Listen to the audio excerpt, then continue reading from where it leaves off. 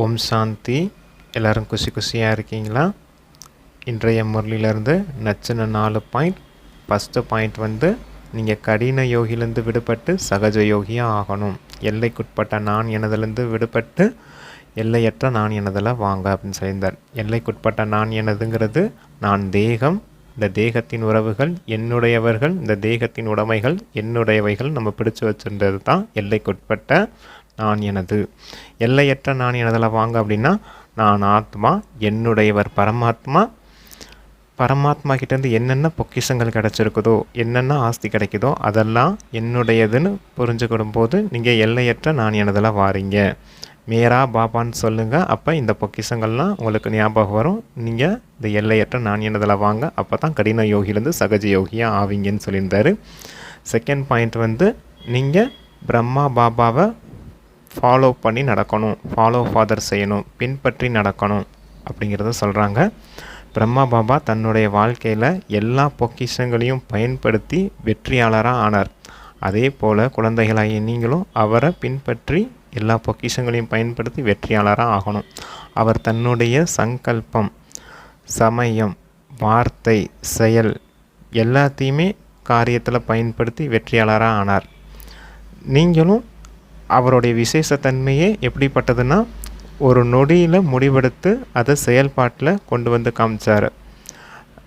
தன்னுடைய வாழ்க்கை முழுக்க பரமாத்மாவுக்காகவே அர்ப்பணித்து வாய் மூலமாக வார்த்தைகள், மகா வாக்கியங்கள், பரமாத்மாவுடைய மகா வாக்கியங்களை சொல்லிகிட்டே இருந்தார் இல்லையா, அதை சொல்கிறாங்க.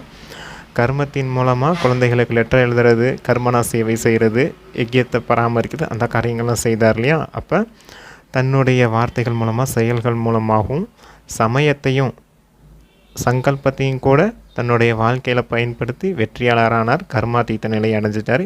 இப்போ கூட குழந்தைகளாய உங்களுக்காக சேவை செய்துட்டு தான் இருக்கார் அப்படின்னு சொல்லியிருந்தாங்க. அதே போல் நீங்களும் பிரம்மா பாபா ஃபாலோ பண்ணி நீங்களும் வெற்றியாளராக ஆகணும். பிராமணர்களாகிய நீங்கள் வெற்றியாளராகாமல் வேறு யார் வெற்றியாளராவா? வெற்றியின் வரதானம் சங்கம யுகத்தில் உங்களுக்கு தான் கிடச்சிருக்குது. நீங்கள் தான் கல்ப வெற்றியாளர் அப்படின்னு சொல்லியிருந்தாங்க. தேர்டு பாயிண்ட் வந்து நீங்கள் இந்தந்த பொக்கிஷங்களை சங்கம யுகத்தில் பயன்படுத்துறதுனால அதெல்லாம் சத்தியுகத்தில் எந்த மாதிரி பாக்கியமாக வெளிப்படுது அப்படிங்கிறத சொல்கிறாங்க.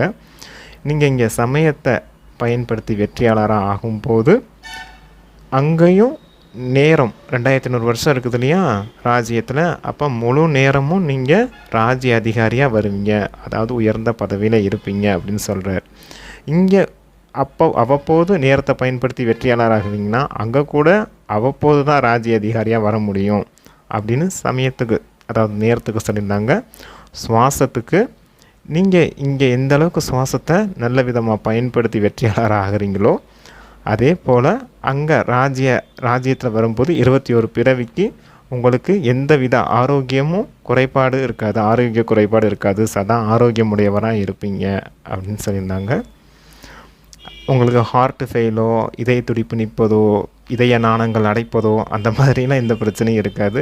அதாவது வெல்த்தோடு இருப்பீங்க அப்படின்னு சொல்கிறார்.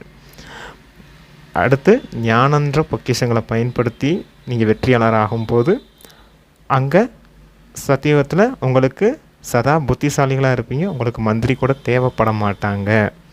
ராயல் ஃபேமிலிஸ் இருப்பாங்க. நீங்கள் அந்த ராயல் ஃபேமிலிஸில் ஒருத்தராக கூட போகலாம் அப்படின்னு சொல்கிறாரு. ஏன் ராயல் ஃபேமிலிஸை சொல்கிறாங்க அப்படின்னா ராஜா ஒருத்தர் தான் இருப்பார், ஆனால் துணைவர்கள் நிறையா பேர் தேவைப்படுறாங்க இல்லையா. ராயல் ஃபேமிலிஸ் அவங்க கூட ராஜாவுக்கு சமமாக மதிக்கப்படுவாங்க, ராஜ்ய அதிகாரிகள் அப்படிங்கிறத சொல்கிறார். ஞானம்ங்கிற பொக்கிஷங்களை பயன்படுத்தும் போது நீங்கள் அப்படிப்பட்ட புத்திசாலிகளாக ஆகிறீங்க அப்படிங்கிறாரு. அடுத்து முகம் மற்றும் நடத்தையின் மூலமாக சேவை செய்யுங்க. இது 4வது பாயிண்ட்டு. உங்ககிட்ட நிறைய குணங்கள், சக்திகள் இருக்கு இல்லையா, அந்த பொக்கிஷங்கள் எல்லாம் வள்ளல் போல் மாஸ்டர் வள்ளலாகி எல்லாருக்கும் தானம் செய்யுங்க அப்படின்னு சொல்கிறாரு. அடுத்து குணங்களையும் சக்திகளையும் தானமாக கொடுக்குறீங்க. வார்த்தையையும் பயன்படுத்தணும். தந்தையினுடைய இனிமையான செய்திகளை மற்றவர்களுக்கு கொடுக்கும்போது வார்த்தையின் மூலமாக சேவை நடக்குது இல்லையா. அப்போ ஒரு ஃபங்க்ஷன் நடக்குதுன்னா ஸ்வீட்டு கொடுத்து வாயை இனிப்பாக்குவாங்க. அதுபோல் நீங்களும் பரமாத்மாவுடைய செய்தியை கொடுத்து அவங்களுடைய வாயை இனிப்பாக்கணும். வாயை மட்டும் இனி பார்க்கக்கூடாது, நீங்கள் உங்கள் முகத்தின் மூலமாகவும் அந்த உங்களுடைய இனிமைத்தன்மையை காட்டணும் அப்படின்னு சொல்லியிருந்தாங்க. நீங்கள் சொல்கிறீங்க அவங்க கேட்கக்கூடியவங்களா இல்லை அப்படின்னா பரவாயில்ல, உங்களுடைய திருஷ்டி உங்களுடைய பார்வையின் மூலமாக கூட அவங்களுக்கு நல்ல விதமான ஒரு சக்காஸ் கொடுக்கணும் அப்படின்னு சொல்லியிருந்தார். நன்மைக்கான பார்வை இருக்கணும் உங்களுக்கு, அவங்கள ஆத்மாவாக பார்க்கணும், அவங்கள உயர்ந்தவர்களாக பார்க்கணும், நல்ல விதத்தில் இவங்களுக்கும் பரமாத்மாவுடைய ஆஸ்தி கிடைக்கணுன்ற அந்த சக்காஸ் உங்களுடைய திருஷ்டி அவங்க மேலே விழணும் அப்படிங்கிறத சொல்லியிருந்தாங்க. இதைத்தான் நம்ம முகம் மற்றும் நடத்தையின் மூலமாக சேவை செய்யுங்கன்னு ஒரு வீடியோ போட்டிருக்கோம். அதில் போய் பாருங்கள், அதில் இன்னும் டீட்டெயில்டாக சொல்லியிருப்பேன். ஓகே, இந்த விஷயங்கள்லாம் அப்பா இன்றைக்கி முன்னிலையில் சொல்லியிருந்தார். அவ்வியத்தவாணி இல்லையா, கொஞ்சம் பெருசாக இருந்துச்சு. சரி, ஓகே. அப்புறம் கடைசியாக மனதிற்கான ஒரு பயிற்சியும் சொல்லியிருந்தாங்க. மனசாக சேவை செய்கிறீங்க, கூடவே மனதிற்கான பயிற்சியும் செய்யுங்க. எப்போ தோணுதோ அப்போல்லாம் பரிஸ்தாவாக மாறுங்க, நிராகார ஆத்மாவாக மாறுங்க. பரிஸ்தா ரூபத்தில் பிரம்ம பாபா வெயிட் பண்ணிகிட்ருக்காரு.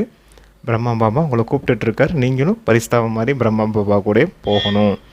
பிரம்மா பாபா கூடவே வீட்டுக்கும் போகணும். நிராகார ரூபத்தில் ஆத்மாவாக போயிட்டு பிரம்மா பாபாவோடவே கூட சாக்கார உலகத்தில் தேவதைகளாக இறங்கி நடிக்க பார்ட் பண்ணி வரணும்.